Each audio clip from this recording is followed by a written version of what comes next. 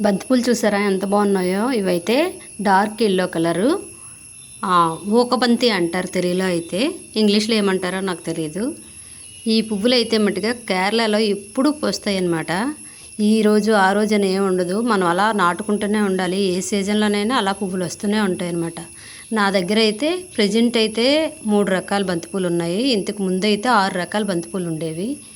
ఇప్పుడైతే మట్టుగా నేను కొత్తగా మొక్కలు నాటుకోలేదు, అందుకని చెప్పేసి ఈ మొక్కలు మాత్రం ఇవి కూడా నేను నాటలేదు, పుట్టాయి.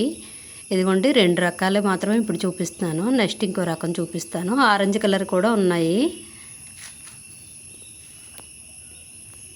ఇంకా కొన్ని మొక్కలకైతే పువ్వులు రావాల్సి ఉంది, పువ్వులు రాలేదు. ఇదైతే పసుపు మొక్క.